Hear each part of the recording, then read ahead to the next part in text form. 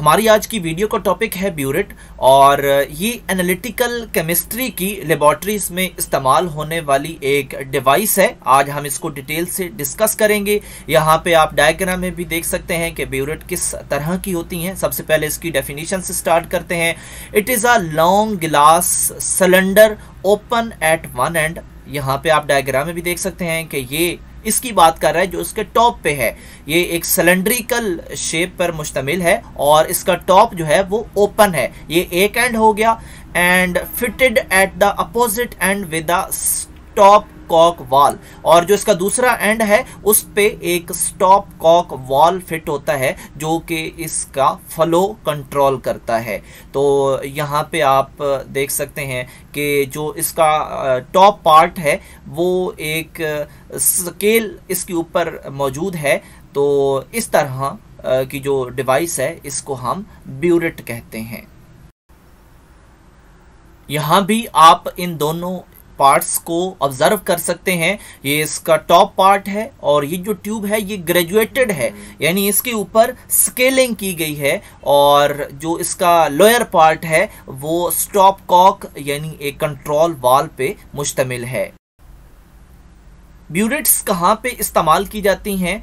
तो ब्यूरेट्स जो हैं वो किसी भी सॉल्यूशन की वेरिएबल अमाउंट्स को डिलीवर करती हैं, और इस वेरिएबल अमाउंट का मतलब है कि हम मुख्तलिफ सैम्पल्स, मुख्तलिफ अमाउंट के सैम्पल्स, कभी हम 5 ml उठाते हैं, कभी 10 ml उठाते हैं, तो ये वेरिएबल अमाउंट है। और फिर इसकी एक्यूरेट डिलीवरी करती हैं, यानी हमें 5 ml चाहिए तो हम 5 ml ही वहाँ से पिक करेंगे उस सॉल्यूशन से।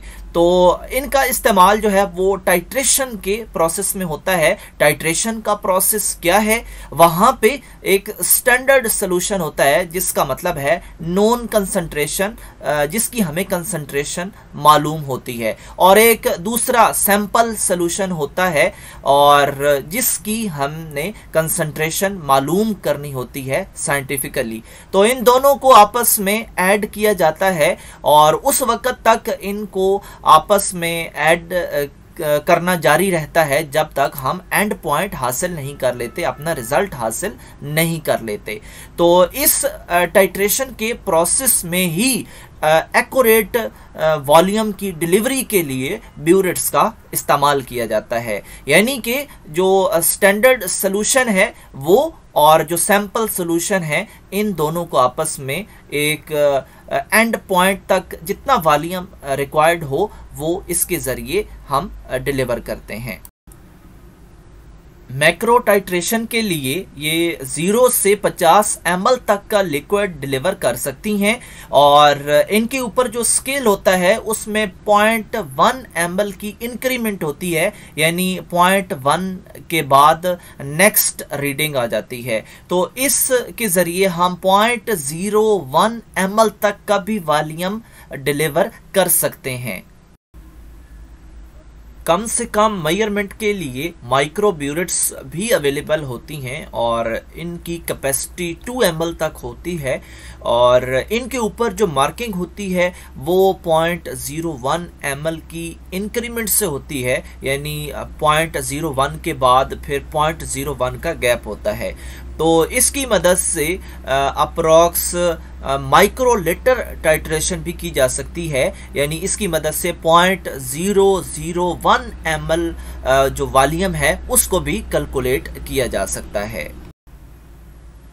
ब्यूरेट के बॉटम पे स्टॉप कॉक अवेलेबल होता है। स्टॉप कॉक एक कंट्रोल वाल है जो कि लिक्विड या गैस को कंट्रोल करने के लिए इस्तेमाल किया जाता है, और ये जो वाल हैं ये प्लग वाल्व्स इनमें होते हैं और ये कंप्लीटली स्टॉप करते हैं उस फ्लो को। और ये जिस मटेरियल से मिलके बने होते हैं वो 2 किस्म के हो सकते हैं, एक तो गिलास और दूसरा टेफलन। टेफलन का मतलब है पॉली टेट्राफ्लोरोइथाइलीन।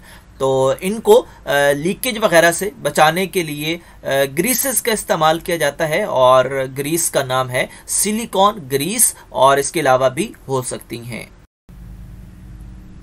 आप जानते हैं कि टेक्नोलॉजी इम्प्रूव हो रही है, तो ब्यूरेट्स में भी डिजिटल ब्यूरेट्स भी अवेलेबल हैं और एक्यूरेट मेजरमेंट के लिए इनका इस्तेमाल किया जाता है।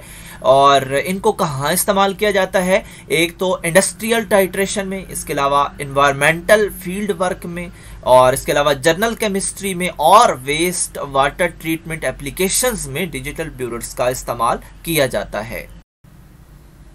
ब्यूरेट केयर, अगर हमने ब्यूरेट का इस्तेमाल करना है तो ऑफ कोर्स उसकी केयरिंग का भी पता होना चाहिए। तो जो केयरिंग है, सबसे पहले तो हमें इसकी मदद से एक्यूरेट मेजरमेंट में मदद मिलेगी और इसके अलावा हम ब्यूरेट को भी मेंटेन रख पाएंगे। तो सबसे पहले ब्यूरेट को हमने एक डाइल्यूट सोप सोल्यूशन से वॉश करना है और इसके अलावा टैप वाटर या डीआयोनाइज्ड वाटर से भी इसको वॉश करेंगे। तो वेट ब्यूरेट को कभी भी ओवन में ड्राई नहीं करेंगे, क्योंकि इस हीट की मदद से वो टूट सकती है, क्योंकि वो गिलास की बनी होती है। और इसके अलावा इसकी कैलिब्रेशंस जो हैं, यानी जो मेजरमेंट है, उनमें भी चेंजिंग आ सकती है। तो इसके अलावा इंडस्ट्री में जो एयर मौजूद होती है, कंप्रेस्ड एयर, उसकी मदद से भी हम कभी भी ब्यूरेट को ड्राई करने की कोशिश नहीं करेंगे, क्योंकि उस एयर के अंदर एक तो ऑयल ड्रॉपलेट्स हो सकते हैं या डस्ट हो सकती है, और इसके अलावा जो उस खुद के अंदर एक प्रेशर मौजूद होता है, क्योंकि वो कंप्रेस्ड एयर है, तो वो उस गिलास को ब्रेक भी कर सकती है। एक्सपेरिमेंट कंप्लीट होने के बाद उनके अंदर जो केमिकल्स होते हैं उनको ड्रेन करें, और जो स्पेशल कंटेनर्स उन केमिकल्स के लिए बनाए गए हैं उनके अंदर ड्रेन करें। इसके अलावा इसको वॉश करें ब्यूरेट को, और वॉश करने के बाद जो इनकी स्टोरेज जगह है जहां पे इनको रखा जाता है, सिर्फ वहीं पे इनको रखें। और जो ब्यूरेट्स क्रैक हो चुकी हैं या टूट चुकी हैं उनको अलग रखें और उनको रिप्लेस करें।